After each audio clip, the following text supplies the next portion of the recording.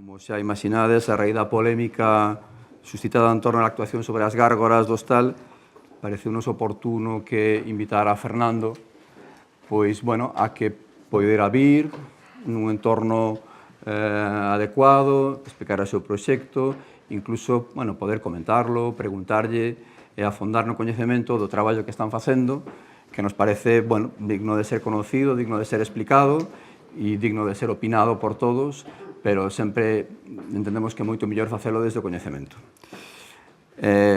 Por suposto, quería dicir tamén que o Colexio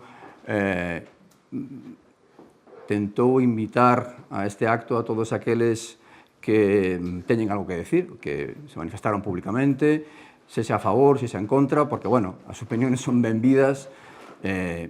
Bueno, y a cuestión es estar aquí, debatir, y personalmente hemos invitado a representantes de los colectivos que se manifestaron incluso de unha maneira máis beligerante. Lamentamos que en algún caso, algún dos máis significados, pois rehusara estar aquí, pero bueno, a conferencia vaise gravar, estáse gravando, e, por tanto, bueno, poderán escoitala, reflexionar sobre ela. O Colexio non ten opinión como tal. O Colexio, creo que tamén convén subliñar que o Colexio recolle un montón de opinións de moitísimos arquitectos, cada uno con a súa interpretación, con seu criterio, e probablemente cada un dos 300 arquitectos da delegación faría unhas gárgolas ou unha intervención con sus matices e sus interpretaciones. Pero sí que o Colexio que intenta é que o que se faga desde o rigor e defender un pouco esa forma de actuar.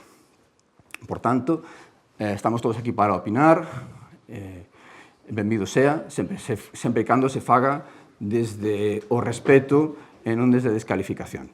É a única regla e o único rogo que os facemos. Fernando Cobos é arquitecto, doutor en arquitectura, con unha amplia trayectoria profesional e investigadora vinculada á restauración patrimonial, e ao largo da súa carreira dirixiu numerosos plans directores e intervencións en algúns dos conxuntos patrimoniais máis relevantes da Península Ibérica. Por exemplo, o Castillo de Ponferrada, Cornatel, Ilana Mota, a muralla renacentista de Ibiza ou el sistema de fortificacións transfronterizas do Miño. Tamén é profesor do máster e doctorados en Patrimonio Histórico en distintas universidades nacionales e internacionais, é membro experto do Comité Internacional de ICOMOS, Shared Build Heritage, SPH, e vicepresidente do Comité Científico Internacional de Fortificacións e Patrimonio Militar, ICOFORT. Formou parte das directivas da Academia do Partal, da Asociación Española de Arqueoloxía Medieval e do Comité Científico de Europa Nostra. En todas estas institucións desenrola unha destacada labor alrededor da investigación histórica, a restauración monumental e a promoción de enfoques interdisciplinares para a conservación do patrimonio.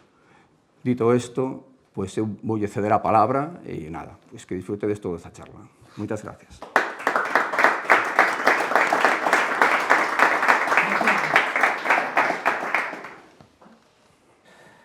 Buenas tardes.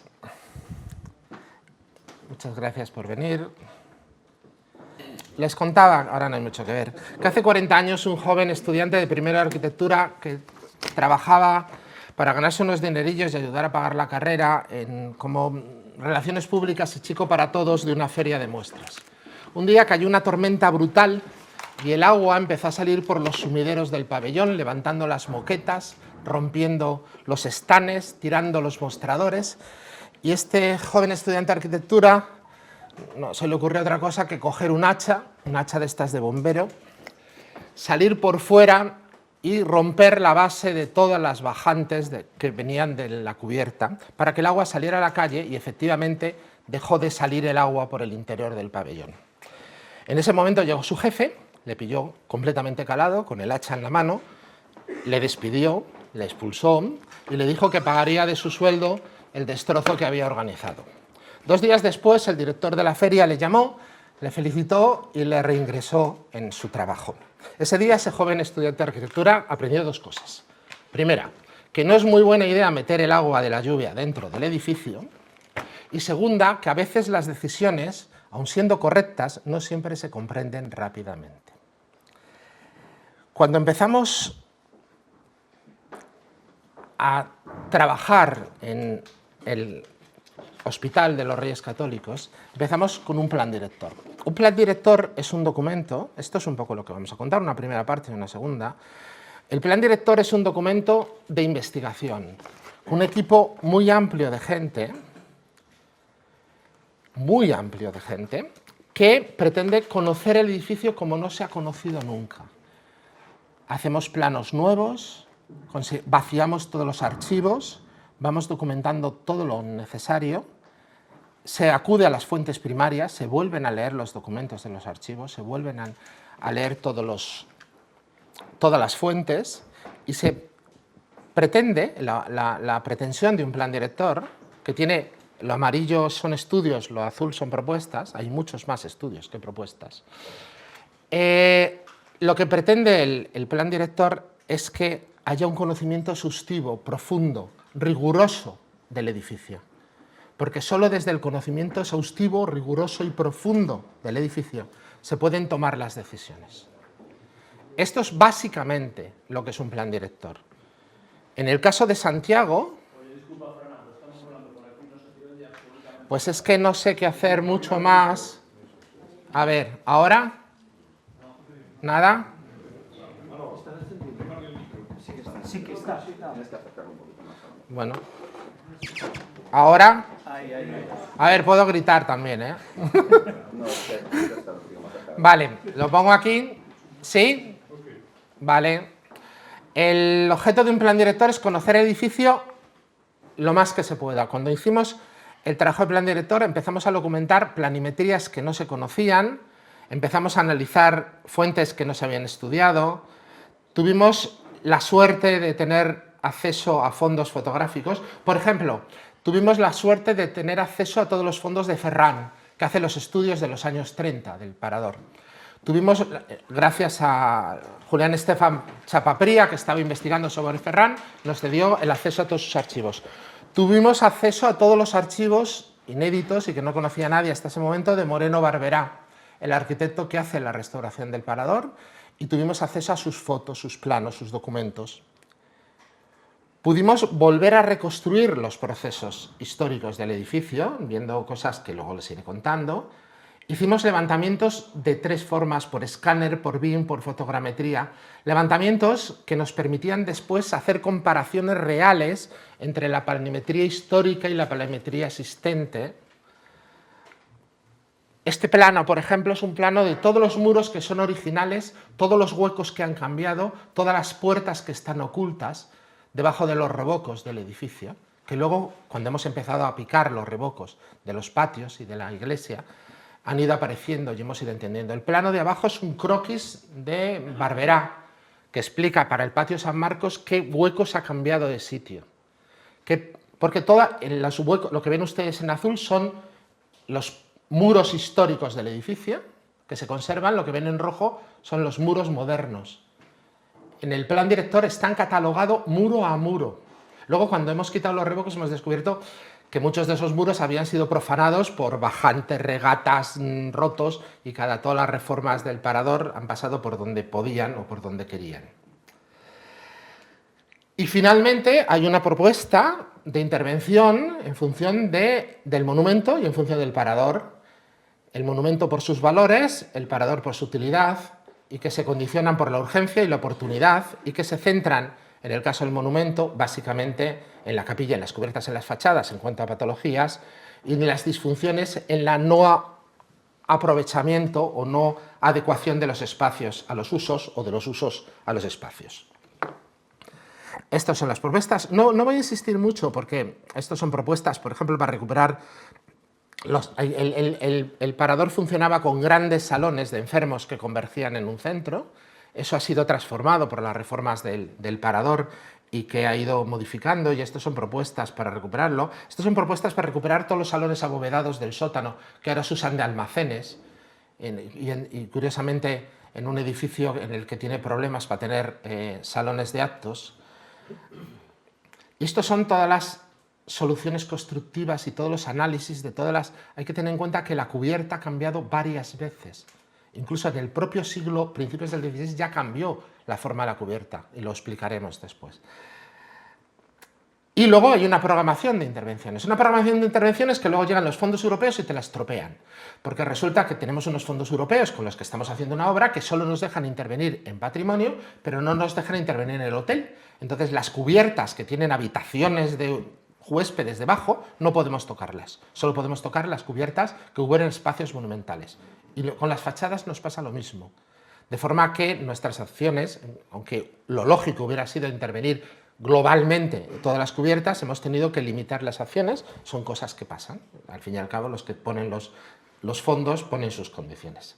Pero hay una cosa que es importante, es decir, aunque en el documento, por eso voy a pasar rápidamente a la obra, porque muchas de los documentos y de las informaciones, de los estudios que teníamos en el plan director, después uno monta un andamio, uno pica una pared, uno levanta una cubierta, y empiezan a aparecer cosas que o corroboran o no corroboran las hipótesis. Es que con esto de las hipótesis y las tesis conviene tener cuidado, porque las tesis, tú puedes tener una tesis, yo creo que esto es así, pero luego los datos te dicen que es de otra manera.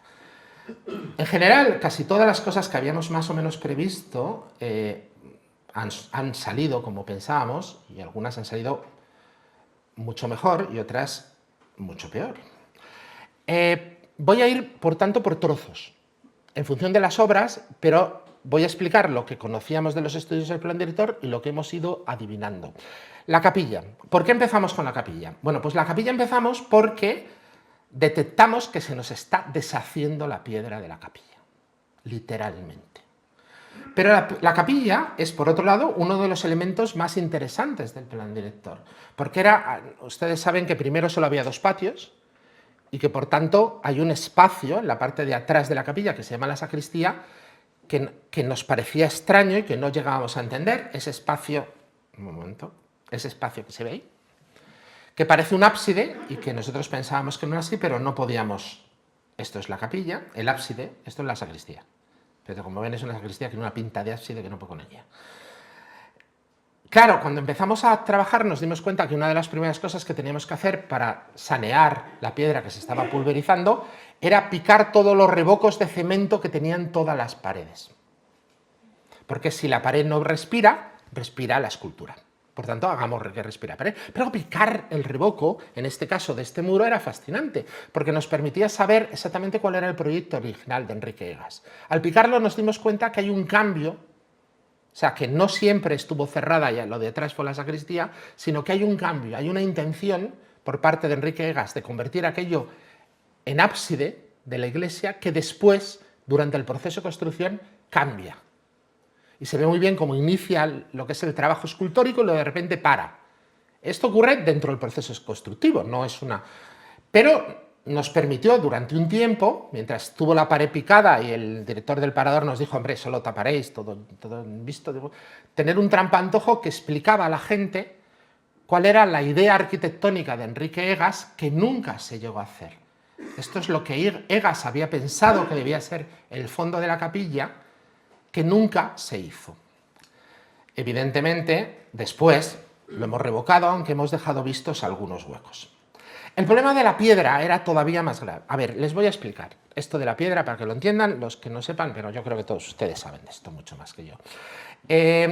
Aunque Eugenio Dors decía aquello de que los experimentos hay que hacerlos con gaseosa, con los tratamientos de la piedra no sé qué pasa, que cada 25 años descubrimos un producto mágico, ya sea el Paraloid, por ejemplo, o ya sea el Tegosivil o todos estos, que lo va a solucionar todo.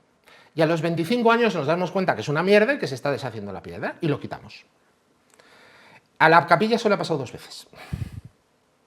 Y claro, así está la pobre. El último era un producto supuestamente transpirable, que efectivamente es transpirable, pero cuando cristalizan las sales de humedad dentro de la piedra, las sales cristalizadas no pueden salir y por tanto revientan. Estos son los análisis para llegar a la conclusión. A la capilla le pasaban muchas cosas, lo veremos, pero la más importante, la más grave, era que le habían dado un tratamiento impermeabilizante, una pintura impermeabilizante, que alguien hablaba por ahí de eso, que se la había cargado. Y para quitarla, claro, no podíamos frotar porque nos llamábamos la escultura, estos son todos los análisis del proceso. Para quitarla se desarrolló un proyecto piloto. Solo se había usado este método una vez antes en el trasalcar de la Catedral de Burgos, que consistía, puesto que el tegosipil es vulnerable a los rayos ultravioletas, lo que decidimos fue broncearlo a lo bestia. Y se colocaron grandes máquinas de bronceado, bueno, grandes tubos de rayos UVA, con unos sistemas de ventilación, con unos sistemas de seguridad, porque claro, si eso te daba, te podías quemar. Estábamos hablando de cosas bastante serias, para ir recuperando y quitando el tratamiento. Pero este tratamiento, este problema, a la capilla también le entraba agua por las ventanas y le entraba agua por los paramentos.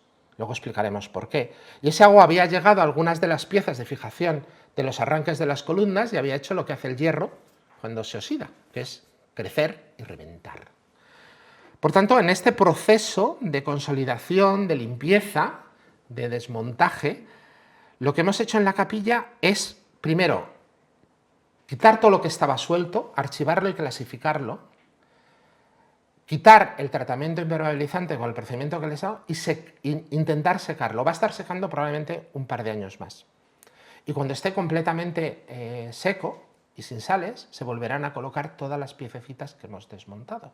Porque en restauración lo importante son los procesos y no todo se puede hacer en la primera obra según llegas, sino establecer. Aquí no había un proyecto de acabar, había un proyecto de empezar un proceso. Claro, la capilla tiene un techo, tiene un cimborrio que sale por encima del edificio, que es una de las piezas más interesantes. En el cimborrio, en los años 80, en los 70 y tantos, alguien decidió que la bóveda estaba mal y la encamonó con una losa de hormigón. Y además se hizo un forjado de hormigón, luego veremos el tema, y luego se cargó los canalones de evacuación, muchas cosas bastante mal hechas que hemos intentado corregir. En aquella época era fácil, Manolo Fortea, José Luis González Navarro, todos los grandes expertos en estructuras góticas y bóvedas todavía no trabajaban, y ya, ahora sabemos que estas cosas no se pueden hacer, pero entonces se hacían. Claro, y esto vamos a empezar a marcar diferencias. Cuando un historiador del arte, con todos mis respetos para todos los historiadores del arte, alguno hay aquí, además de nuestros equipos y gente, ve una bóveda, ve la belleza de la bóveda, las formas geométricas, eso sigue igual. Pero los arquitectos sabemos que eso ya no es una bóveda. A nosotros las bóvedas nos gustan porque funcionan como bóvedas, porque los nervios transmiten los esfuerzos según las líneas en las que están trazadas. Eso es una losa de hormigón que tiene colgados las piedras de la bóveda. Claro, dirán, bueno, pero al menos no se cae. Pues bueno, al menos no se cae hasta que el hierro se oxida. Y cuando el hierro se oxida, descubres que no es reversible, que ya no tienes bóveda, que si desmontas la losa de hormigón todo eso se viene abajo, y que puede que reconstruyas una bóveda ahí, pero no será ya la bóveda original. Lo que estamos haciendo, lo que hemos hecho, de nuevo hablo de procesos, lo que hemos hecho ha sido recurrir a un sistema de pasivación por corrientes eléctricas y ánodos de sacrificio para intentar darle unos años más de vida a la bóveda. Afortunadamente, hicimos pruebas y los que hicieron el armado del que cuelga todas las zonas lo hicieron muy bien y todos los hierros se tocan. Y colocando la electricidad en muy pocos puntos somos capaces de llegar a toda la bóveda. Menos mal, porque si encima los hierros no hubieran estado tocándose, tendríamos un problema. Pero no sabemos lo que va a pasar, estamos trabajando en ello y cuando entren ustedes en la capilla verán que hay una red. Hay una red porque el proceso de trabajo va a ser lento. En la cornisa nos pasaba lo mismo. El agua escurría por encima del alerón, del remate de piedra del edificio, caía por todas las paredes, destrozaba las ventanas y entraba dentro de la capilla. Por arriba no filtraba, filtraba por los lados. Unas gárgolas completamente fuera de uso. Y lo que se hizo, que era el criterio del plan director, lo explicaría ahora, pero lo voy a explicar más veces. El criterio del plan director era intentar no llevarle la contraria al edificio. El edificio tenía un sistema de canalones y gárgolas, intentar que las canalones y las gárgolas volvieran a funcionar y volver a recuperar el sistema de funcionamiento original. Evidentemente, llevarle la contra a un edificio se puede hacer. Yo quiero decir, ya no quiero que sea una bóveda, ahora va a ser un forjado colgado. Ya no quiero que saques el agua por las gárgolas, ahora voy a hacer un agujero para sacar... Puedo hacerlo. Pero la filosofía del plan director no era esa. Se plantea, por tanto, la recuperación del canal oculto, del canalón, y volver a poner en funcionamiento las gárgolas del cimborrio. También teníamos varios pináculos a punto de caer, que hubo que arreglar. Bueno. ¿Y qué hacemos para poner en funcionar las gárgolas? Pues lo que hicimos fue, como en este caso nosotros queríamos que el agua cayera exactamente en el pesebrón de plomo que teníamos en las esquinas de las cubiertas de los patios, recurrimos a un sistema que permite hacer eso, que es una cadena. Perdón. Yo creo, ¿no me estáis oyendo? Sí. Sí. Al fondo. Mejor. Recurrimos a una cadena. Entonces, todas las gárgolas del cimborrio se han recuperado mediante cadenas que bajan el agua hasta los pesebrones que tenemos en las esquinas de los patios.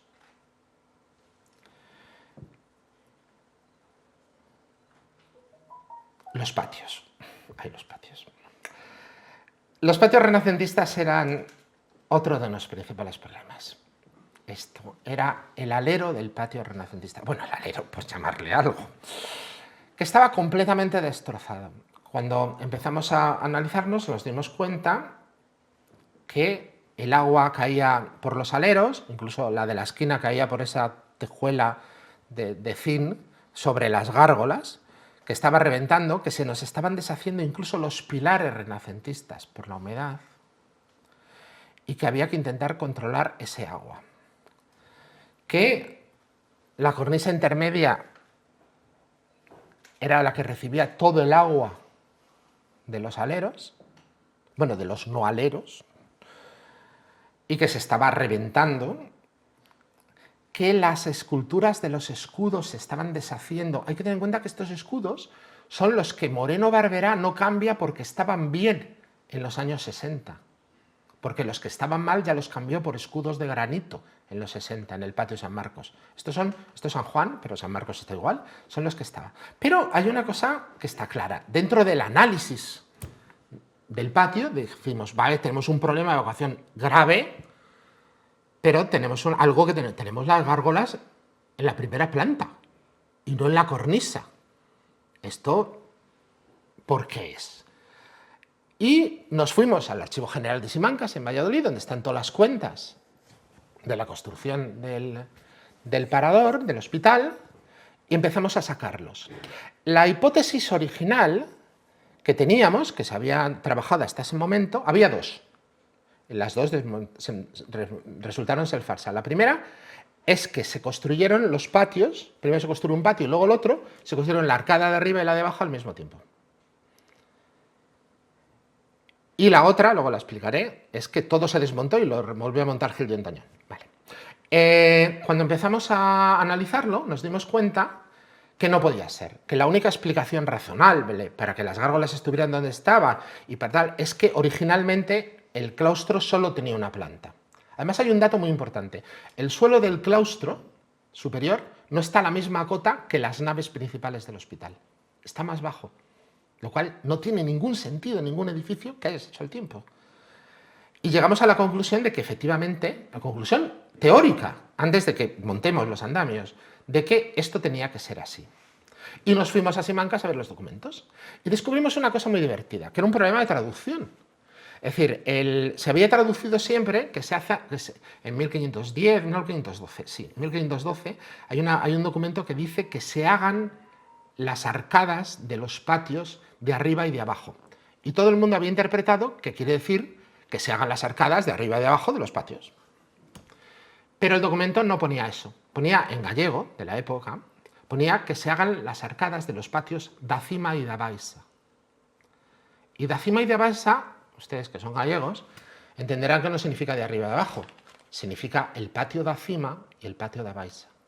Porque Santiago está en pendiente, está en cuesta. La Plaza del Obradoiro ahora no está es llana, pero originalmente estaba en cuesta. Y el patio da cima es el patio que está más cerca de la catedral, y el patio da baixa es el patio que está más cerca de Carretas, que está más abajo. Y por tanto lo que se estaban haciendo eran los arcos de arriba de los dos patios. Ese ya parecía un documento importante. Segundo documento era el memorial de Rodrigo Gil de Ontañón de 1561, al que volveremos varias veces. Ontañón dice que aquello es un desastre, que los muros están inclinados, que los pilares son muy esbeltos, que Ontañón llega cuando ya se ha hecho la parte de arriba. Entonces nosotros, y que hay una crestería que hay que desmontar. Nuestra hipótesis es que había una crestería, detrás de la crestería había un canalón, ese canalón bajaba el agua hasta las gárgolas por unos conductos escondidos en el interior de las columnas del patio. Pura teoría. Pero sacamos la conclusión, hay que tener en cuenta que el documento de Ontañón es un documento importantísimo, pero el último que lo consultó, o no, el penúltimo, no, el último evidentemente, se lo debió llevar a casa, porque ha desaparecido del archivo. Así que no lo tenemos, solo tenemos las transcripciones que hay desde 1906 hasta ahora, que son parciales. Desgraciadamente ahí no podíamos hacer como hicimos con el archivo Simancas de Valladolid, que a esto no está en Simancas y por tanto no teníamos el documento. Pero intuimos, además hay otra cosa, esta solución de bajar el agua escondida hasta la gárgola del primer piso es una cosa que el propio Ontañón copia y aparece en Fonseca. Y teníamos algunos medios por ejemplo, le hicimos una endoscopia a las gárgolas, una gastroscopia, vamos a hablar con propiedad, y comprobamos que efectivamente había un intento de un conducto. Pero es que la gárgola de la esquina tenía tanto arriba como abajo el hueco para una bajante, claramente. Y por tanto, podíamos suponer que esto era así. Diseñamos una cubierta, luego se la explicaré, que pretendía recuperar esto, si era posible, no lo sabíamos, y si no, tenía otras dos soluciones alternativas para funcionar. Y si podíamos recuperar esto, tendríamos 3 soluciones de evacuación alternativas para funcionar, que era bastante eficaz. Nos pusimos a desmontar las cubiertas de hormigón armado de Moreno Barberá, estaban atirantando los muros. Bueno, no he dicho que los muros están igual de inclinados y torcidos y desplomados que los describe Ontañón. Es decir, Ontañón no desmonta, Ontañón dice que se hagan 8 arcos de refuerzo por patio y los hace, y los veremos. Pero no hace nada más. Entonces, cuando hemos desmontado las cubiertas de Barberá, que servían de tirante de la fachada, hemos tenido que apear toda la fachada para hacer eso. Pero al ir desmontando, eureka, los huecos que bajan a las gárgolas, el canalón oculto detrás de la crestería, todo aquello que intuíamos que podía pasar, pasó. Nos obligó a modificar la solución constructiva porque estaba muy reventado, porque hay que pensar que le pusieron una losa de hormigón encima, aunque afortunadamente no rellenaron el canalón, pues lo habían rellenado con mierda el canalón, no para hacer llano, entonces no llegó a entrar el hormigón, salvo en muy pocos sitios, y nos obligó a buscar una solución de grandes abrazaderas metálicas para que los tirantes de madera tiraran de todo el alero y no solo de la parte más débil al lado del canalón. Y, perdón, voy para atrás. Y aquí tienen la cubierta. La cubierta, esas piezas que ven que salen para arriba es donde estaban las columnas de lo que fue la crestería, para marcar la crestería. Y nuestra cubierta funciona, luego lo verán, recoge el agua en un canalón, lleva ese agua a las gárgolas, a los tubos de las gárgolas. Cuando las gárgolas no pueden más, hay unas lanzas en lo alto del canalón que permiten que desborde por las lanzas, y si las lanzas no pueden más, porque cada vez llueve de forma más torrencial tenemos que acostumbrarnos a que las lluvias ya no son todas calmaditas, llueve durante horas, sino que nos han caído varias trombas desde que estamos en la obra. Entonces, los aleros están preparados para desbordar por la fachada, pero ya con un vuelo que le permite. De forma que tenemos 3 sistemas. Prueba de carga de las lanzas del canalón, colocación de las caños de las gárgolas inferiores, y empezamos a picar las paredes.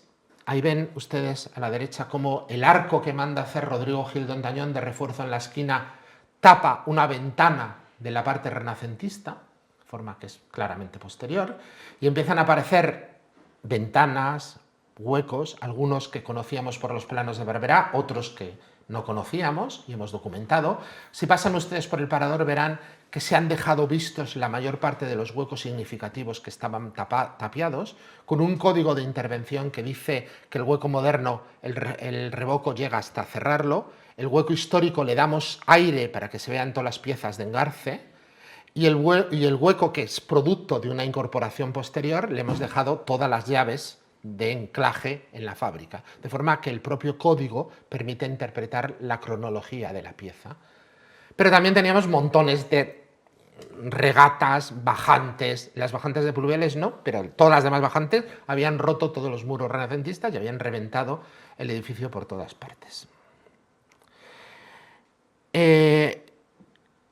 Perdón, esto es un detalle muy interesante. En esa foto que ven allí al fondo a la derecha, perdón, lo siento, es que me muevo. Al fondo a la derecha ven ustedes que hay unos huequecitos en la pared que marcan un ritmo, ¿verdad? Bueno, pues esos huequecitos en la pared, que luego les enseñaré aquí, son donde anclaban los pares de la cubierta cuando el claustro solo tenía una planta. Y también lo hemos dejado marcado.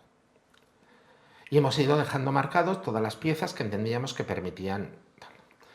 Hemos recuperado las gárgolas de la fuente que estaban reventadas y también la fuente. La fuente es muy interesante porque la parte de abajo corresponde a la época del Parador, es una obra original de 1510, 1512, son los mismos canteros, son gárgolas, aunque sean una fuente, sigue siendo una cabeza esculpida con un caño en la boca.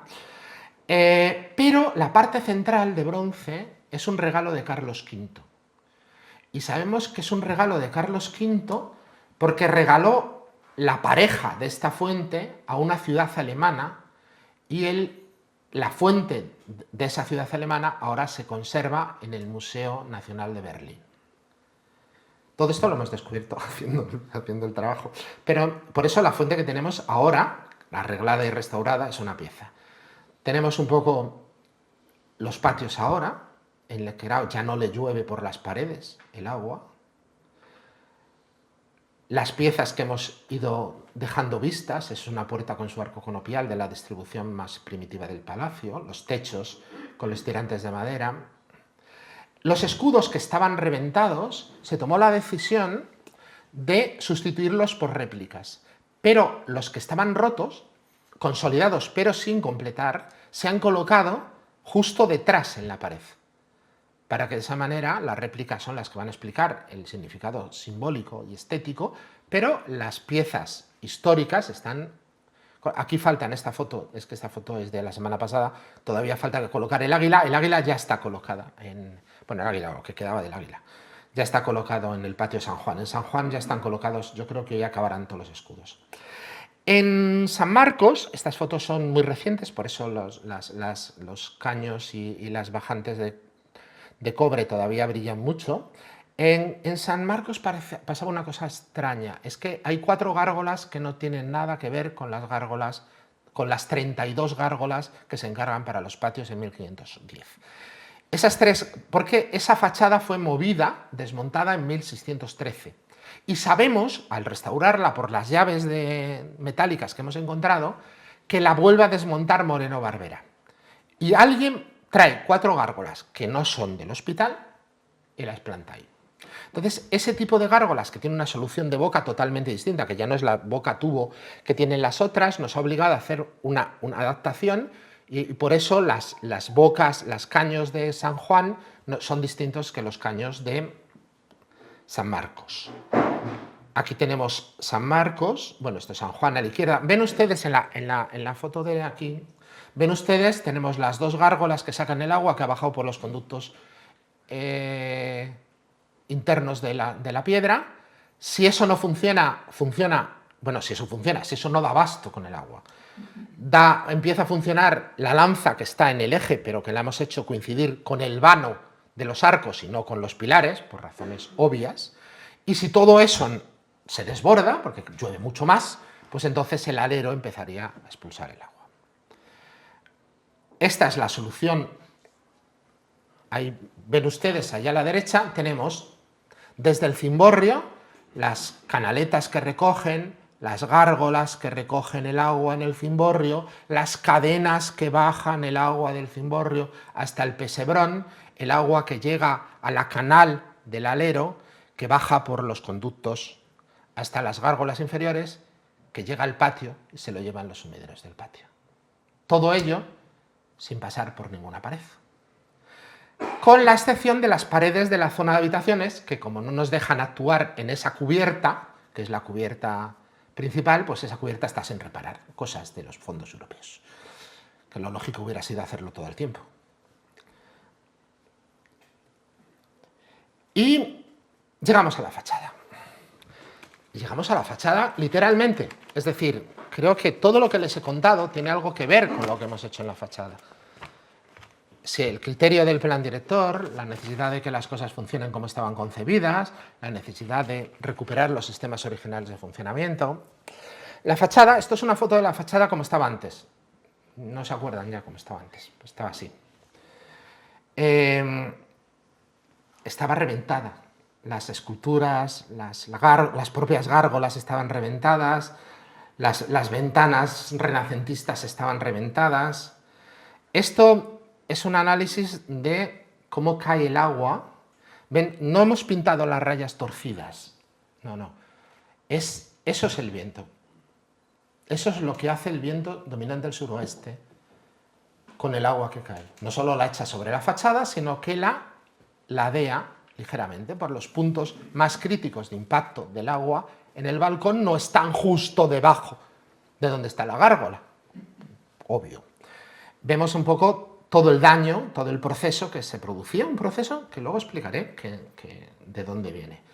No voy a insistir en cómo estaba, pero merece la pena verlo. No es cómo estaban las propias gárgolas, cómo estaban los escudos y las esculturas de la fachada, cómo estaban las barandillas de los balcones y de nuevo las gárgolas. Y las gárgolas. He puesto esta foto no es mía, es de Dolores Herrero. Y Dolores Herrero, como todo el mundo sabe, para seguir de la polémica, es una experta en gárgolas, bueno, tiene una página web sobre gárgolas, hizo una tesis doctoral sobre gárgolas, supongo que eso. Y ella pone estas fotos para explicar cómo eran las gárgolas funcionando antes de que colocáramos los caños. Y para ella es una foto que explica lo bien que estaban las gárgolas. Pero en esta sala todos somos arquitectos, o casi todos somos arquitectos, y si ustedes ven esa foto, lo primero que ven, aparte de una gárgola, es que la gárgola funciona muy mal. Es que el agua le está bajando por la barba, se está metiendo contra la pared y que está destrozando la propia gárgola y la pared. Afortunadamente esto le venía muy bien al balcón, porque la mayor parte del agua se lo comía la gárgola y se lo comía la pared. Al balcón solo le llegaba cuando había un aguacero, entonces ya había un chorrito que bajaba fuertemente sobre el balcón, porque el principal daño que tuvieron las gárgolas era justamente su incapacidad de evacuar el agua. Y ven ustedes que todas tienen una formalización, luego hablaremos, bastante precisa para tener un caño. Gil de Ondañón, otra vez, 1561. La cornisa se caía, era un desastre.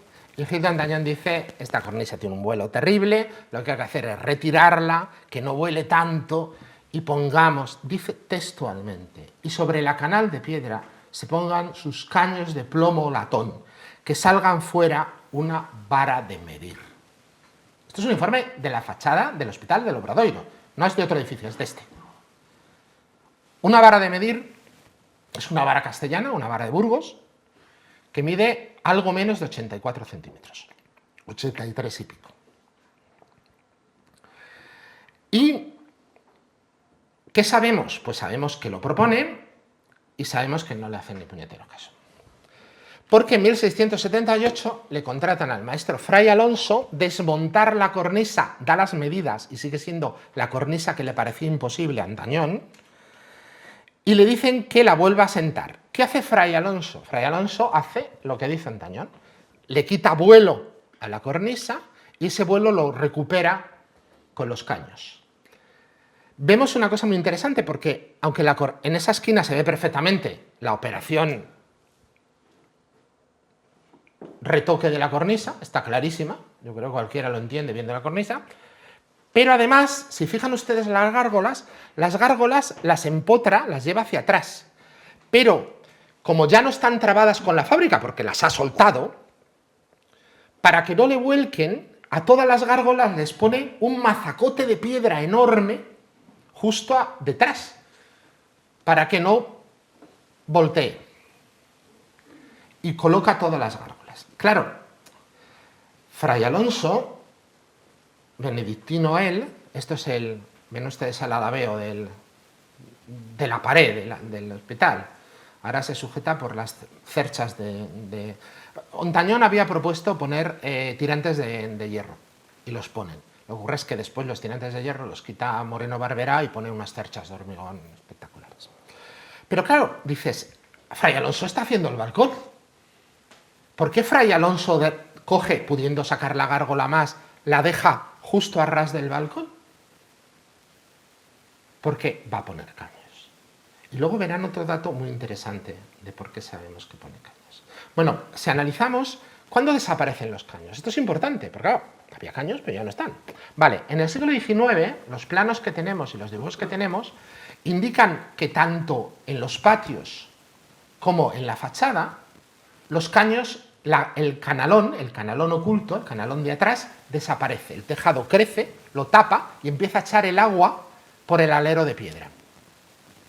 Tenemos planos, tenemos algunas de las fotos de Barberá, de cuando están desmontando tal, se ven las estructuras de madera que tapan el canalón, y el primer momento en el que vuelve a aparecer el canalón, es en la primera sección de Barberá, que es esta que ven ahí. Ahí ya vuelve a aparecer porque es Barberá. Pero cuando vemos un poco las piezas, vemos ese hueco enorme del culo famoso, que se dan cuenta que esto no tiene ni goterón ni nada, y que estaba claramente marcado cuando las hemos reconocido, y algunas otras, como las de abajo, dicen, no, es que es un pájaro. Bueno, es un pájaro con un tubo de piedra en la boca. Tubo de piedra en la boca que en el fondo está esperando a colocar un caño. Ya sé que nos hemos acostumbrado a no verlo, pero hay básicamente dos tipos de gárgolas. Están las gárgolas que tienen una forma anatómica, que oficialmente no deberían llevar suplementos metálicos, pero muchas los llevan, y conservamos incluso del 16, del 17, gárgolas con forma anatómica a la que le han puesto un caño metálico. A veces ese caño tiene forma de pico, tiene forma de lengua, no necesariamente un tubo, pero sí. Y luego están las gárgolas que están preparadas para recibir un tubo. Eso no es un pájaro, eso es un pájaro con un tubo en la boca. Y ya está previamente. Pero tampoco nos podemos extrañar. Esto también son gárgolas. Son cabezas esculpidas, tal. Y están diseñadas para verlas a 1 metro de distancia, no a 17 metros como están los otros.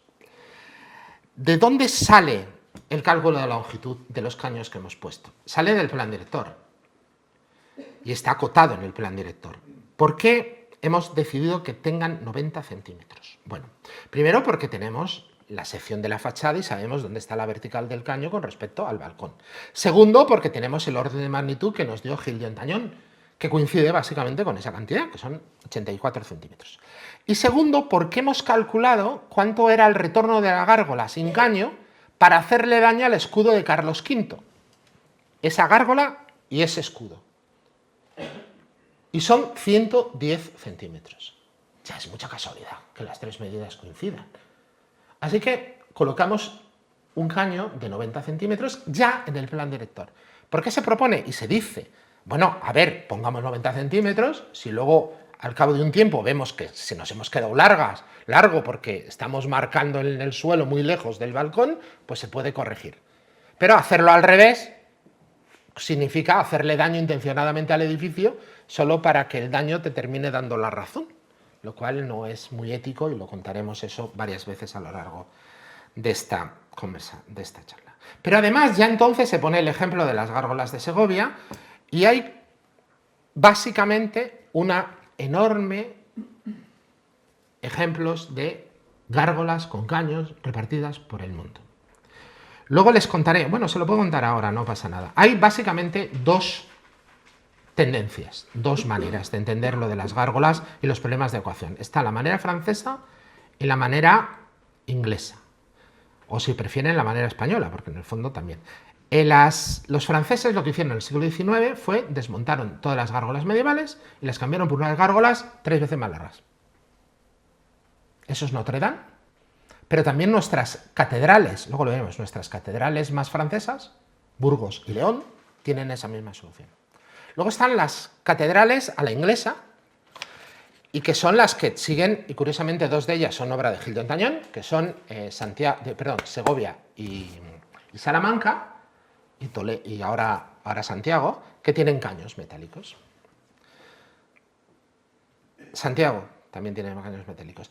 Entre las cosas que se publicaron, hubo que esto no pasaría en Oxford.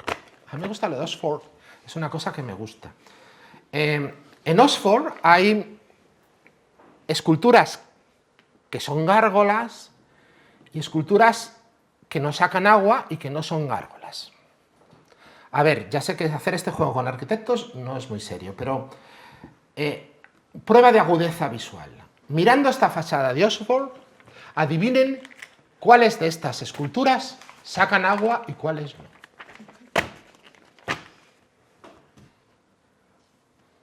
Oxford.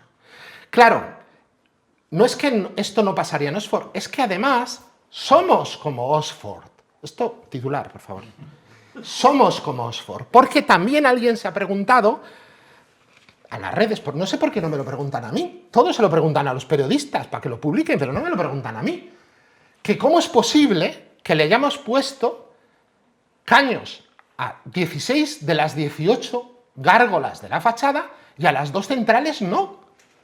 Claro, ustedes que conocen Oxford ya saben por qué, ¿verdad? Porque las gárgolas del centro de la fachada no son gárgolas, no tienen hueco, nunca echaron agua. No lo echaron ni en la época de Enrique Egas. Pero les voy a contar una cosa que hemos descubierto gracias a que alguien hizo esa pregunta tan estúpida. Nos han permitido averiguar una cosa de la que ni yo mismo me había dado cuenta. Es que cuando Fray Alonso recoloca todas las gárgolas que no echaban agua de la fachada y que no tienen un balcón debajo, salen más que las que sí echan agua y tienen un balcón debajo. ¿Por qué Fray Alonso hace que salgan más las gárgolas que no funcionan en función de las gárgolas que sí funcionan? Porque efectivamente lo que quería era compensar estéticamente la presencia de los caños. Y es un guiño maravilloso, porque además las gárgolas, el guiño ya es de Egas, las gárgolas que no son gárgolas se giran como diciendo, no quiero escupir sobre la puerta. Pues nunca escupió. Está jugando. Bueno, contado esto, lo que hicimos fue empezar a restaurar la fachada. Empezar a recuperar todo lo que estaba roto, los escudos de Carlos V, todos los elementos que estaban absolutamente reventados, en un trabajo del que hay informes y yo creo que merecerá incluso un libro en todo el proceso de restauración de una fachada que además, según les he explicado, los daños que tiene esta fachada son básicamente desde la restauración de Barberá hasta ahora, porque Barberá restaura la fachada. Todos estos años no llevan 400 años mojándose, no, son desde 1960. Hemos retirado los apliques y las reparaciones de cemento de Barberá. Por tanto, el deterioro terrible de la fachada no se había producido durante 300 años, se había producido en muy poco tiempo. El deterioro de las gárgolas se había producido en muy poco tiempo. Y esto es los caños, colocando los caños. Para nosotros, los caños son una prolongación de la conducción. Nosotros siempre hemos visto el tubo como algo que sale de la gárgola, no como algo que entra. Esto luego tendrá cierta importancia. Si el tubo sale o entra, luego hablaremos del tema. Pero siempre lo hemos visto como una prolongación del tubo. El tubo sale. De hecho, está agarrado atrás con unas piezas para que no resbale y se salga. Es decir, el tubo está colocado para unas pequeñas presas que por presión se aguanta, porque lo que no hemos hecho ha sido hacerle un injerto, ni una roza, nada por el estilo. Finalmente, el resultado de la fachada restaurada con caños es este. Este es el resultado de la fachada. No les voy a traer muchas fotos de cómo está la fachada, porque la tienen ustedes ahí delante y la pueden ver todos los días. Si llega esta conferencia en otro sitio, todavía. Pero es el resultado de la fachada. Bueno, empieza la parte 2. No debería haber una parte 2. Para empezar, porque dicen en mi tierra que a buen entendedor pocas palabras bastan. Y esta sala está llena de buenos entendedores. Así que me van a disculpar ustedes que dé una parte 2 para contestar a algunas cuestiones que han salido, que no sería necesario en condiciones normales después de lo que les he contado, creo. Pero vamos a hacerlo. Se ha dicho que había alternativas muy fáciles a colocar caños. Se ha dicho. Pero nadie ha puesto encima de la mesa ninguna. O las que han puesto, ya veremos. Por tanto, vamos a intentar hacer una organización razonable de este razonamiento. Hay que explicar una cosa que creo que todos ustedes saben. En una intervención en patrimonio, la intervención ocurre como cuando vas al médico. La medicación, que puede ser más eficaz para curarte la enfermedad que tienes, puede tener unos efectos secundarios que sean peores que la propia enfermedad. Por tanto, en restauración de patrimonio, la mejor solución debe ser necesariamente y al mismo tiempo la menos mala. Toda alternativa tiene pros y contras. Para intentar organizar las muchas alternativas que hay y que nadie ha puesto encima de la mesa, las voy a poner yo. Básicamente hay 3 categorías. Bueno, luego hay una de otros que ya veremos. Es recuperar las gárgolas para que sigan funcionando con gárgolas. 1. Cambiar las gárgolas por otra cosa que funcione mejor que las gárgolas. 2. Inutilizar las gárgolas y buscar una solución de sacar el agua que no sea por las gárgolas. Vamos a recuperar las gárgolas. Para recuperar las gárgolas, la mejor solución, de hecho, era la alternativa más razonable para el Obradoiro, siempre lo fue, es colocar cadenas. Pero claro, 16 cadenas en la fachada tienen cierta presencia. Y además 16 cadenas que tienen que llegar al suelo.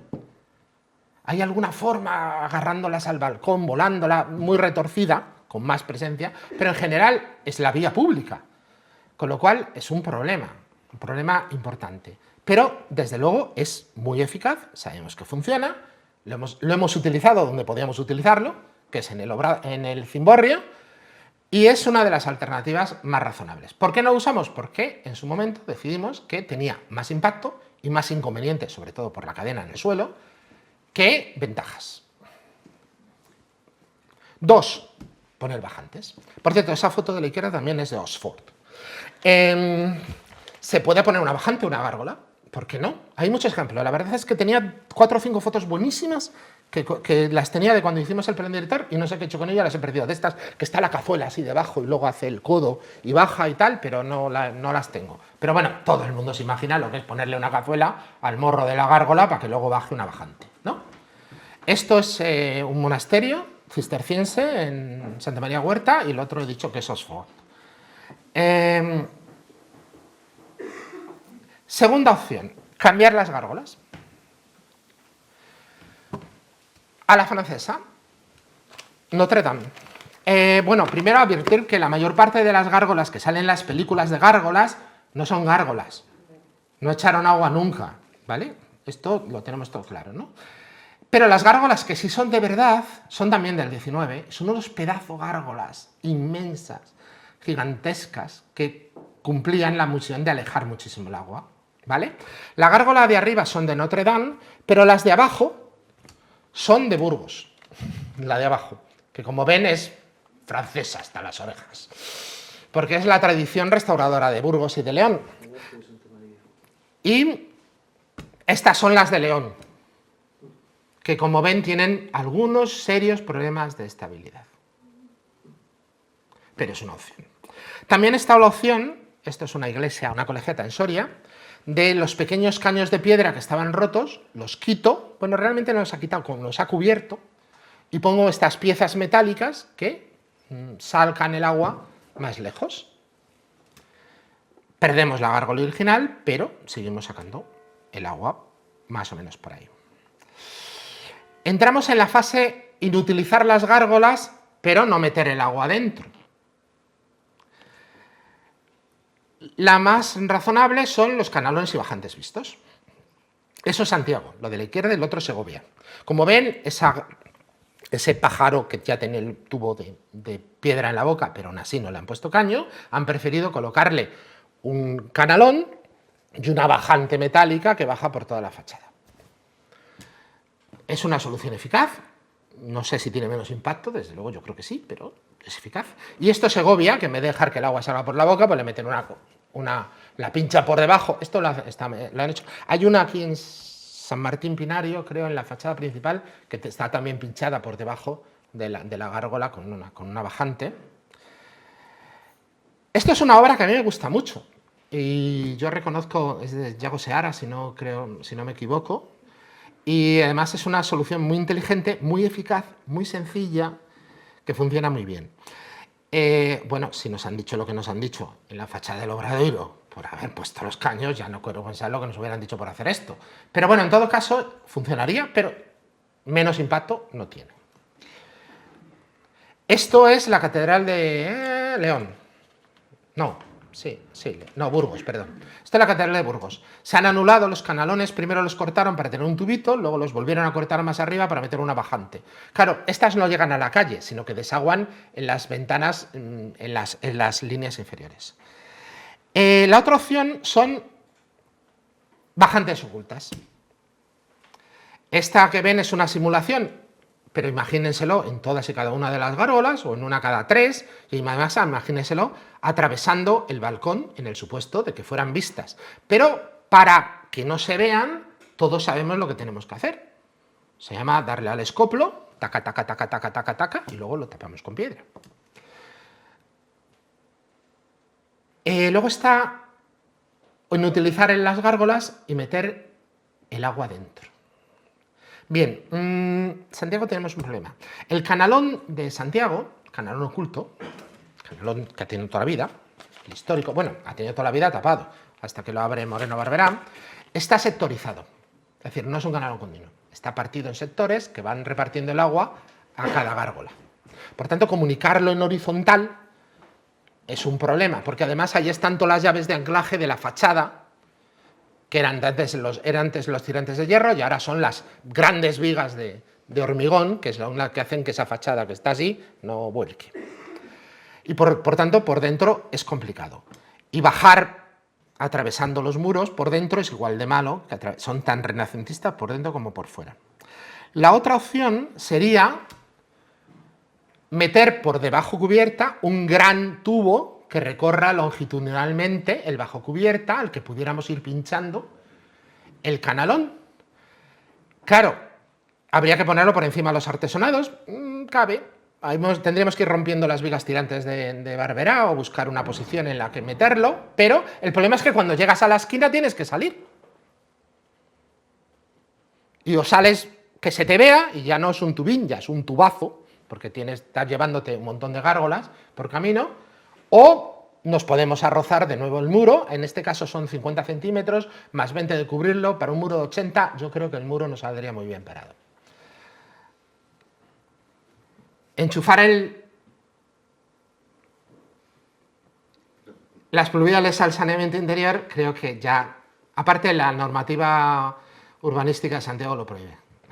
Vale. Pero bueno, ya sabe usted lo que pasa, no hace falta que se lo cuente. Y luego tenemos otras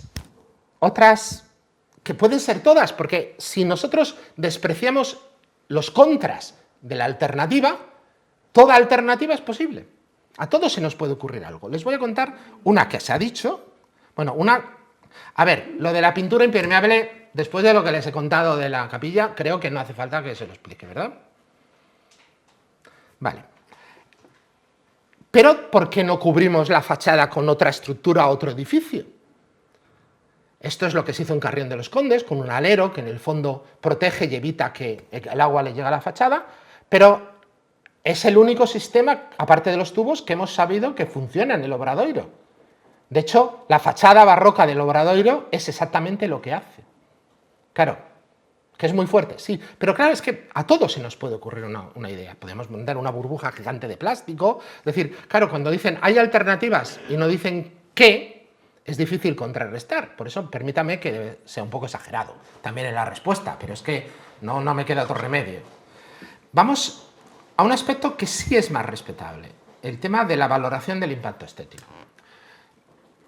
Ahora que los tubos ya no brillan, porque se han oxidado el cobre, ya tampoco es una cosa que sea tan terrible y tampoco es que se vea tanto, al menos es mi opinión, pero ya esto es una opinión totalmente subjetiva.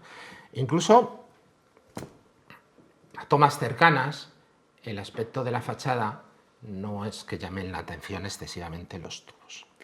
Esto es la foto que hace un móvil de cualquier peregrino. Los peregrinos no suelen llevar teleobjetivos así, llevan un móvil. Cualquier peregrino que ande por la calle. Esto es una toma, otra toma, esto sería toma. Esta toma de la derecha ya es con un Tele 200, ¿vale? Y esto es un Tele 400. Me confesaba antes un compañero de los medios de prensa que las fotos que se han publicado se han hecho con un 1000. La gente no lleva un 1000 en el bolsillo. Pero, independientemente, estos son las lanzas largas de la fachada del Obradoiro, esas son las lanzas cortas de la fachada oeste. Tampoco a esa altura, 20 centímetros más o menos, es prácticamente imposible distinguirlo.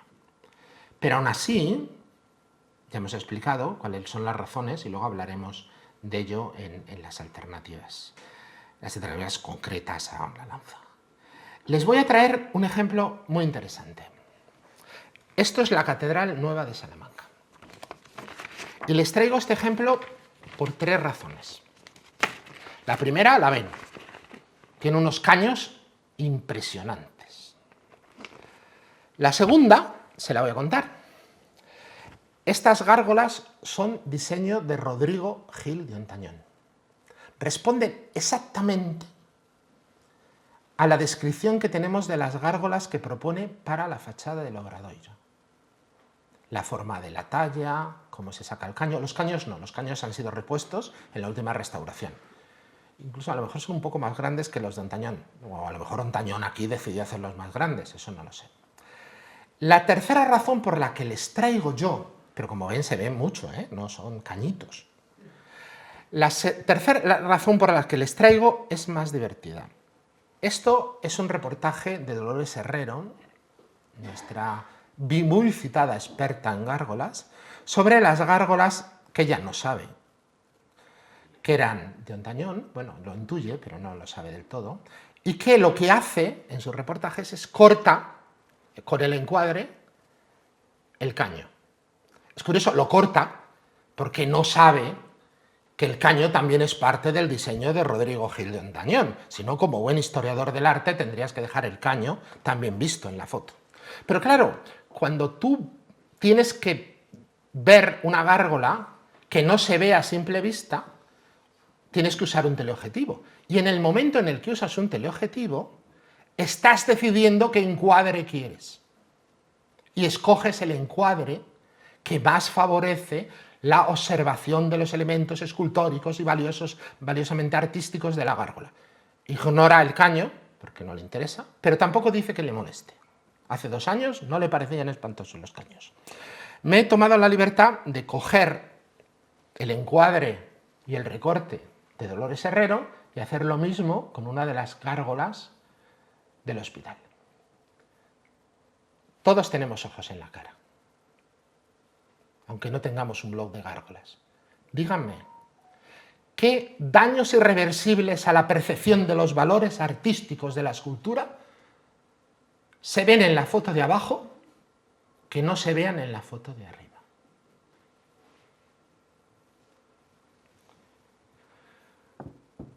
Claves de la polémica.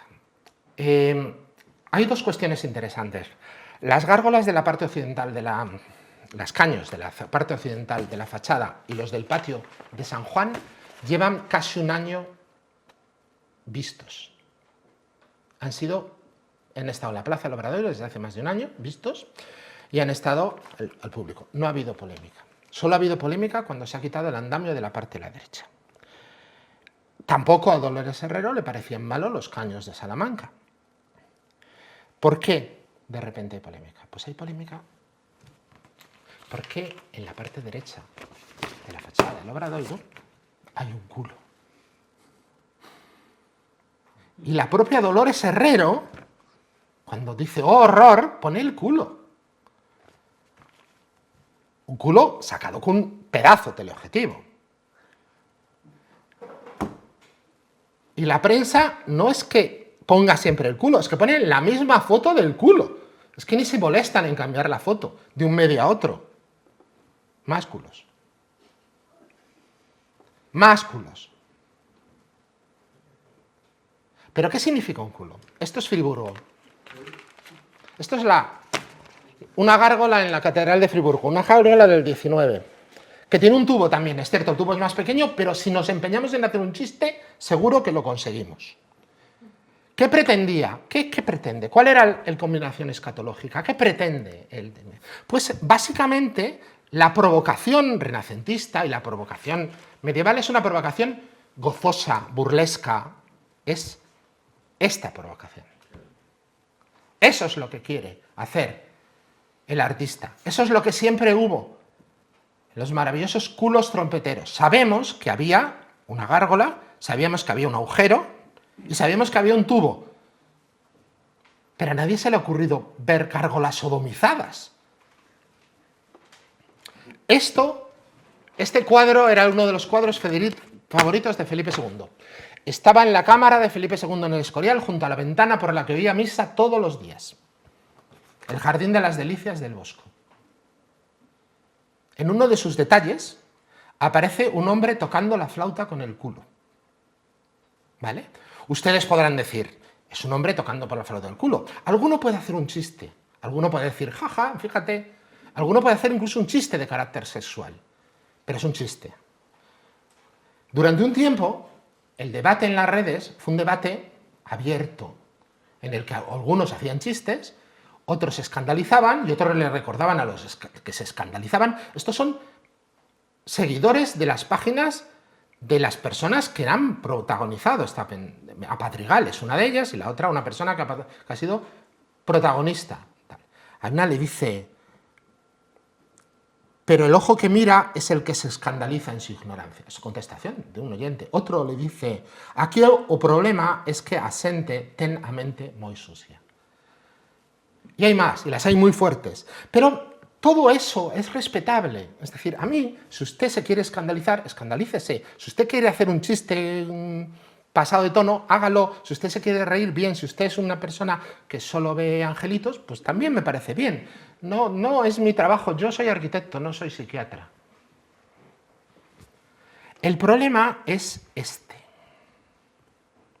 El problema es cuando la persona que se escandaliza decide que todos los demás tienen que ver el mismo culo sodomizado que ve ella. Todos los demás tienen que escandalizarse porque se escandaliza ella. Y lo que es peor, ese titular maravilloso, solo el pueblo supo ver.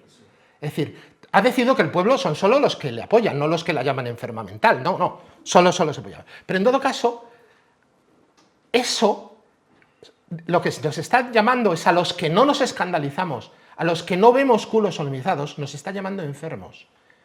Y nos lleva aquí, a esa declaración. El presidente Padrigal, que no ha querido venir hasta esta charla, es el organizador de esta organización, con lo cual les mandó a todos el artículo del País sin ninguna explicación. Y luego, cuando esas asociaciones me han llamado porque sale mi nombre, les he mandado el resto de la información y muchas están arrepentidas de haber firmado eso. Pero es el argumento, ese argumento que es básico aquí, que por eso estamos aquí. Estas decisiones no deberían depender de un proyecto técnico ni del informe de una administración. Señores, ¿qué hacemos en esta sala? Estamos perdiendo el tiempo. Pregunten al churrero. Porque si los arquitectos, los técnicos y las administraciones competentes no son competentes, entonces, ¿quién es competente? Por eso el artículo del presidente del colegio, intentando que esto se reconvirtiera en un debate técnico, es justamente lo que hace que hoy esté yo aquí y que haya aceptado gustosamente su invitación. Yo no le conocía hasta que leí este artículo y hasta que me invitó a venir aquí, y se lo agradezco mucho.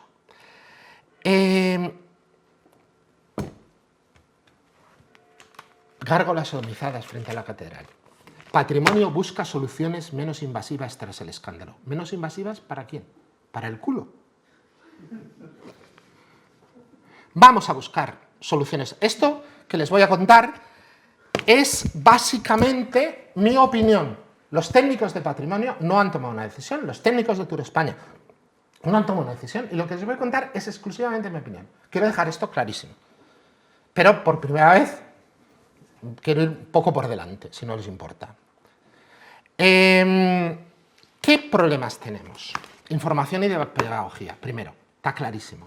Es decir, cuando de casi todos los planes directores hemos publicado en revistas científicas, en estudios. Hay aquí un editor de una revista de patrimonio durante muchísimos años que nos ha hecho muchos reportajes sobre planes directores. De muchos hemos publicado libros con los estudios históricos. Toda esta información hay que publicarla, hay que documentarla. Es un error por nuestra parte no trasladarla a la gente. Y estamos obligados, porque estamos en un edificio público, tenemos obligación de explicar qué hacemos, por qué hacemos y cómo investigamos. Esto está clarísimo y esto yo creo que nadie va a discutirlo. A lo mejor nos ha pillado un poco a contrapelo, pero esto hay que hacerlo. Segunda cuestión, el debate estético.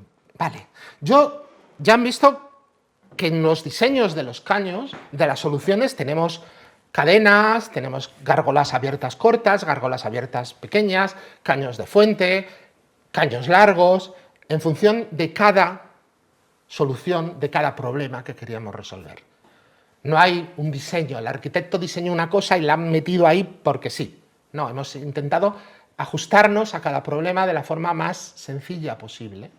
Aunque luego, aspectos estéticos, lo decía muy bien el presidente del colegio el otro día, digo esta mañana, cualquiera tiene una opinión. Pero en la decisión de si la gárgola del caño largo es demasiado larga o no, no hay que tomarla con esa foto.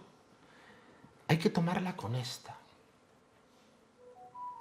Hay una escena en la película de Mozart, que probablemente sea mentira, no pasó nunca, pero como dicen los italianos, si no è vero ben trovato, que Salieri, el que le dice que su composición tiene demasiadas notas. Y Mozart le contesta, sí, ¿cuántas notas exactamente cree usted que le sobran? Vale, podemos llegar todos a la conclusión de que la gárgola tiene demasiados centímetros. Vale, estamos de acuerdo. ¿Cuántos centímetros exactamente creen ustedes que le sobran? Porque esa es la cuestión. Y lo que hemos planteado es, vamos a probar, y cuando probemos, veremos si nos hemos quedado cortos o largos. Espero que largos, porque cortos significa que estábamos dañando el edificio. Y volvemos al kit de la cuestión, la gárgola sodomizada. Estas son opciones personales. Estas sí que son muy personales. De hecho, en la mesa de discusión con los técnicos de Tour España y de patrimonio no van a estar todas. Ya se imaginan. De hecho, las 3 primeras no van a estar. Pero quiero contárselas a ustedes porque son parte de la reflexión y yo creo que son interesantes. Porque lo que estamos haciendo es alternativas a la polémica, no alternativas a la solución técnica del edificio. Estamos haciendo alternativas a la polémica. Ese es el kit, alternativas a la polémica. Vale, opción 1, quitar el caño. Si quitamos el caño, en unos años la naturaleza se encargará de decidir que deberíamos haberle dejado puesto, ¿no? Pero claro, dañar o dejar que se dañe el patrimonio para que el daño te dé la razón no es ético. Con lo cual, evidentemente, esta no la vamos a proponer. 2. Poner una discreta cadena. Esto lo hemos hecho con inteligencia artificial, así que el discreta ha quedado poco, podría ser un poco más fino, yo lo reconozco. Pero, bueno, tampoco he tenido mucho tiempo para esta historia. Poner una discreta cadena. A ver, ya les he dicho que era mi segunda opción favorita para el Obradoiro, o sea, que por tal. Pero claro, ahora estamos hablando de la polémica. No estamos hablando de una solución técnica bonita, integrada. Estamos hablando de la polémica. ¿Y quién nos garantiza a nosotros que no nos pase esto?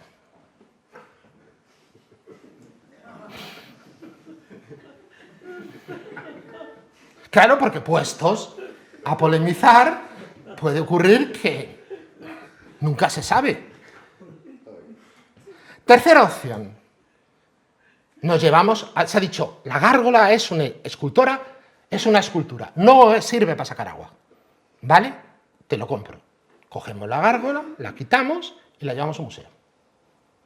Claro, pero hay que poner otra cosa a cambio. Opción A. Esto no es una gárgola, es una decoración, es de la Catedral de Salamanca. Es un alien. El alien me gusta como gárgola, como candidato, porque saben ustedes, el alien tiene luego una cosa, una boca que sale, así por la boca, tal, que para el tubo, si le decoramos bien, va a dar el pego. Queda bien. Otra opción, poner la cara de un arquitecto. No, no se rían. En el hospital, seguramente no lo conocen, pero en el hospital, en una de las escaleras, están los bustos de todos los arquitectos y aparejadores que hicieron la obra del Parador en el año 54. O sea que ya hay precedentes. Y además yo doy bien como gárgola. Tercera, cortar el agua a la gárgola. Ya ocurre. Ya sabemos que las dos gárgolas centrales nunca echaron agua. Por tanto, si le cortamos el agua, le podemos quitar el tubo. Vale. Problemas. Ya no seríamos como Oxford. Porque en Oxford solo son decorativos los que son decorativos. Aquí serán los decorativos más el culo. Y peor aún, se ha planteado que pudiera ser el simétrico al culo, que ya es más triste que te quiten el caño, porque todavía como culo lo aceptas, pero como simétrico del culo es difícil de explicar. Además hay razones técnicas. El canalón, ya lo he dicho, no es un canalón continuo, es decir, está sectorizado, con lo cual para cambiar el agua a otro sitio habría ciertas complicaciones. Luego, como no hemos podido levantar la cubierta principal, porque no nos dejaban los fondos europeos, nuestro remate del canalón no tiene un ala que suba por el tejado lo suficiente para garantizar que el agua no desborde si se llena hacia afuera siempre, como ocurre en los patios. Podría ocurrir, hay zonas en las que podría desbordar hacia adentro. Sí, y al quitarle la salida de agua, si quitamos la simétrica, estaríamos perdiendo como un 14% de la capacidad de evacuación del canalón, que es significativo en estas épocas que tenemos. Cada vez, ustedes son de aquí, pero se habrán dado cuenta igual, cada vez las tormentas son más intensas, el agua tal. No, por favor, que nadie ponga en el titular que no se pueden quitar los caños por culpa del cambio climático, pero efectivamente no vamos a seguir, hay que asumir que las tormentas van a ser cada vez más intensas.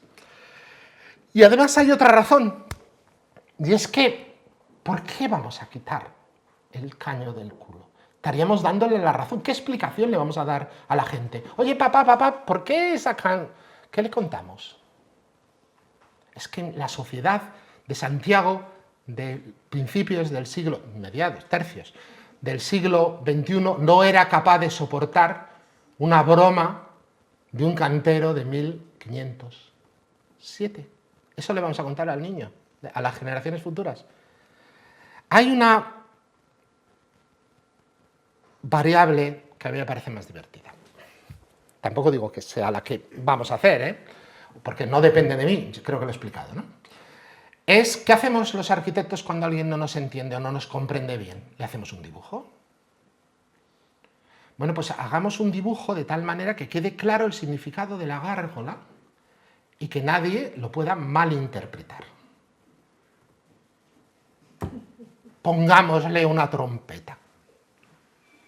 Ya sé que suena a broma, Pero la trompeta tiene varias condiciones. Primera, sigue habiendo un caño que saca el agua. Segunda, en la parte que se abre la trompeta, esto lo hemos hecho en otros sitios, sobre todo cuando no éramos capaces de conseguir suficiente longitud, podemos poner un difuminador que haga que el agua salga no solo un caño concentrado, sino abierto. Y tercero, está contando que esto forma parte de una anécdota graciosa, de una broma cachonda, con perdón, de un cantero del siglo XV. Estamos recuperando el sentido lúdico de la escultura. Estas cosas tremendas, ¿no? El Obradoiro es un sitio sagrado, no se puede permitir tener un culo con un tubo. Siempre tuvo un culo con un tubo. Los que no los podemos permitir somos nosotros ahora. Por tanto, estamos recuperando el espíritu lúdico, el espíritu burlón. Y además estamos reduciendo el problema del culo a lo que es una anécdota, una pura anécdota burlona. Porque la obra de verdad, es la que permite que esa fachada ahora se vea así. Y la obra de verdad, y hemos dado muchas pistas con los trampantojos, es toda la obra que se ha hecho en los patios y en los cimborrios. Porque esos trampantojos no eran para que quedaran bonitos, era para contarle a todos los ciudadanos que estábamos trabajando dentro. Que nuestra obra arrancaba desde el cimborrio y que pasaba por los patios y que llegaba a la fachada, que es un poco lo que os he contado. En esta polémica ridícula, alguien ha invocado la Carta de Venecia, por ejemplo, ya han dicho Yalícomos y cosas por el estilo. Bueno, pues vamos a ver. Si agarramos, hay que leerse la Carta de Venecia, ¿eh? Vale. O, por ejemplo, las directrices del ICOMOS para fortificaciones, en las que yo soy uno de los redactores. Y he cogido 3 aspectos fundamentales de la Carta de Venecia y de las directrices del ICOMOS, y de la Carta de Zimbabue y de muchas otras cartas, que son la reversibilidad. Eso está en la Carta de Venecia. Los que se la hayan leído lo saben. En la Carta de Zimbabue y en las directrices de ICOMOS y en Venecia, aunque está escondido, está la compatibilidad. Hagamos cosas. O sea, ya lo he explicado con la bóveda, que dejó de ser una bóveda para ser una losa. Si la gárgola deja de ser una gárgola, probablemente el elemento escultórico se mantenga, no lo dudo, pero ya no se mantendrá el valor arquitectónico de la gárgola. Y si no, para eso la llevamos en museo, que ya he contado. Y tercero, la intervención mínima. Estos son los 3 aspectos básicos de la intervención en patrimonio. Los 3 aspectos que los que se han leído la Carta de Venecia y no utilizan la Carta de Venecia para decir incumple la Carta de Venecia, por Dios, léansela. Pero hemos visto, creo que es cierto, que en casi todas las alternativas, y hay muchas más que seguro, para arreglar algo hay que romper otra cosa. Nosotros, de momento, no hemos roto nada. Los tubos se quitan exactamente igual de bien que se han puesto. Pero si alguien, por favor, si alguien cree que la solución es empezar a hacer rotos, empezar a romper cosas, le podemos dejar un escoplo, le podemos dejar un martillo neumático y les puedo asegurar que yo todavía tengo guardada el hacha. Gracias.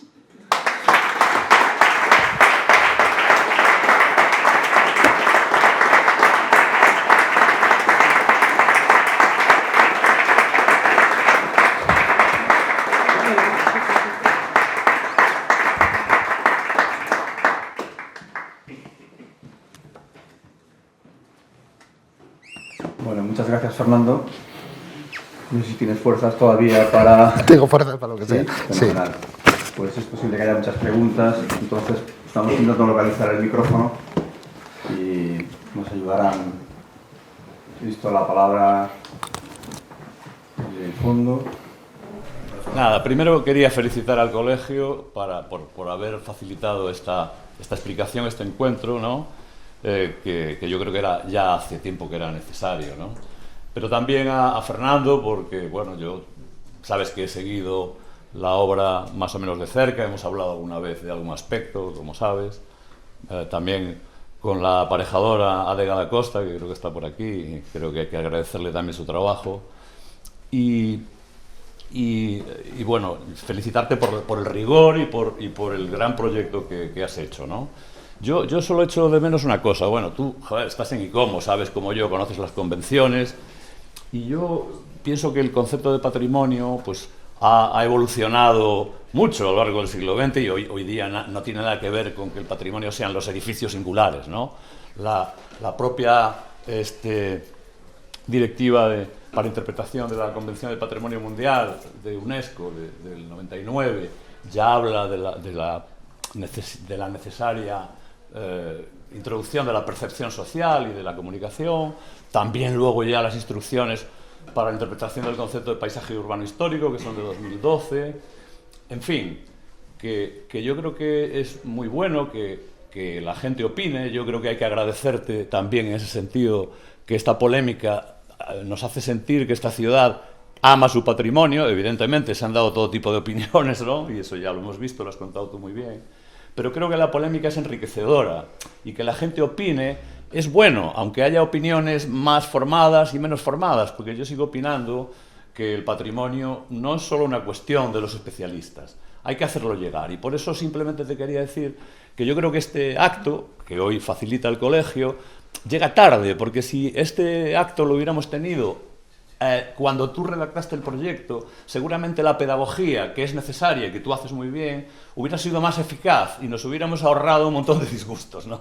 Yo quería decirte eso y nada, solo felicitarte por el trabajo. Gracias. Gracias, y tienes razón. Es decir, yo creo que la información nunca sobra. La información es fundamental y yo creo que sí, que creo que tienes razón y que la información nunca sobra y que la información es fundamental. Y que yo creo que en ese sentido tenemos que ser todos muy conscientes de que tenemos que contar lo que estamos haciendo, porque además el patrimonio es un bien público y por tanto tenemos la obligación de explicar y concienzudamente todo lo que hacemos, por qué lo hacemos.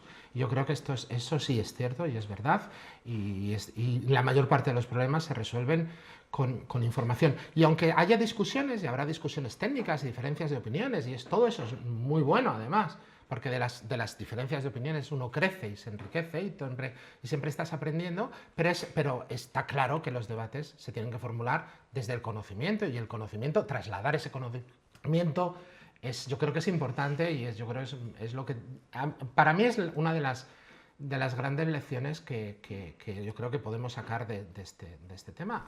Yo no estoy registrado como colegiado, no soy arquitecto. Llevo más de 30 años viendo gárgolas y sé que hay gárgolas que son simples tubos de metal, en la catedral las hay, y sé también que hay gárgolas artísticas, que hay gárgolas que son esculturas, que están dentro, que hay que estudiarlas iconográficamente. Y creo que esto, a mi manera de entender, desvirtúa la gárgola. Por otro lado, la gárgola, que viene ya muy antiguo, pero que se promovió fundamentalmente con el gótico, es francesa. La palabra gárgola tiene un origen francés. ¿Y por qué tenemos que ser como Oxford? ¿Por qué no podía ser también esto francés? Bien, comprendo perfectamente lo del balcón. A mí me entusiasma y admiro la obra de el fray Tomás Alonso, que me parece que no desentona para nada. El edificio, ha tenido que abrir en el paramento, ha tenido que abrir un hueco rectangular para meter las ménsulas, que son impresionantes, y creo que también se podían abrir huecos o se podía buscar fórmulas para evitar esta salida por otro lado. Yo no soy, se lo aseguro, no soy de los que considero la gárgola y el culo como algo realmente erótico, ni provocador, ni nada de eso, todo lo contrario. Cito que no es por provocar. Es decir, simplemente es todo lo contrario. es un remedio contra la concupiscencia. Sube, tiene una pierna más alta que otra, sube o baja, está ahí, y hace presión para abrir el ano. Y, según dice Dolores Herrero, es para defecar. Yo no llego a decir tal cosa, pero en fin, puesto eso ya no sé. Yo lo que quiero decir es que creo que se debía respetar. Con respecto al balcón, es evidente que hay que protegerlo, pero sigo pensando que había que buscar fórmulas que pueda haberlas para evitar esta salida que a mí me parece excesiva. La lanza hasta me parece agresiva. Pero también podría decir solamente otra cosa más, y es que para mí una excelente restauración se ha hecho en San Martín Pinario. Mire, San Martín Pinario evidentemente tiene unos bajantes muy bien disimulados, y la fachada de San Martín Pinario, donde está la peineta esta de San Martín, la entrada de San Martín Pinario. Bueno, pues en la entrada de San Martín Pinario no se ve ninguna bajante. Es decir, hay unas torres, unas torretas, unas torres, y ahí sí se ven bajantes, de una forma discreta. Pero la bajante, que tiene unos cuantos metros, no sé ahora cuánto sería, no se ve nada, se ve que hay un respeto. Pues yo, modestamente, como observador, sigo pensando que inicialmente las gárgolas son así, y así se debían respetar, a mí me lo han de entender, así las vi siempre. No sé, ya sé que hubo otras cosas. Para mí la gárgola artística es la que he procurado de una forma divulgativa. Soy periodista, de una forma divulgativa he aprendido a hablar sobre ella. He hablado también sobre el bosco, que el bosco podía estar también de alguna manera en las gárgolas del Hospital Real, en la parte de San Francisco. En fin, coincidimos en muchas cosas, pero sigo diciendo, y le felicito, que usted ha hecho una obra muy de restauración, pero con las gárgolas creo que se debía considerar.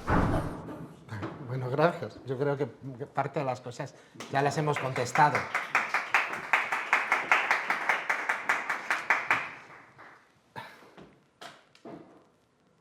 Me gustaría saber el sistema que se ha incorporado para la sujeción de los tubos metálicos. A ver, el tubo sale desde el canal de la gárgola, y tiene unos solapes. He puesto una foto. Tiene unos solapes que hacen que no se escurra y no salga volando. Es lo que tiene. Y ese tubo, después se le enchufa el tubo. Cuando viene canalizada la gárgola, se le enchufa un tubo flexible, que es el que lleva el agua. O sea, realmente se podría soltar realmente, sin problema. Hasta hay un mortero que lo recibe y poco más. Una cuestión muy sencilla y de orden práctico. Para quienes no han podido acceder a este acto, ¿dónde y cómo podrán ver la grabación del debate, de la charla y del debate? Pues una vez se edita para conseguir tener una mejor calidad de las imágenes, el colegio las actividades que organiza siempre las publica en su página web y en sus redes sociales. Vale. Entonces, bueno, si están un poco atentos a ellas, pues, o si quiere dejar un nombre, a lo mejor, pues se puede también, o alguna dirección de correo, se puede añadir a la lista y se les puede advertir que están ya publicados. ¿Alguna pregunta más? ¿Alguna cuestión más? Cuando después de una conferencia no hay preguntas, nunca uno sabe si es muy bueno o muy malo. Bueno, en todo caso, muchísimas gracias. Yo creo que lo mejor que puede pasar es que todos entremos al Parador, todos vayamos a ver la obra, todos. Yo creo que la obra está a punto de acabar y cuando se acabe yo espero que por parte de las administraciones encargadas se haga una presentación oficial de la obra y sé que se va a hacer una publicación también, o sea que todo va a quedar perfectamente documentado y a disposición de los que quieran consultarlo. Pues nada, por parte nuestra, muchísimas gracias a todos por vuestro interés, por asistir y nada, cogemos ahí un poco el testigo de los retos que nos han echado, así que la próxima vez intentaremos anticiparnos, a ver si suscita tanto interés. Vale.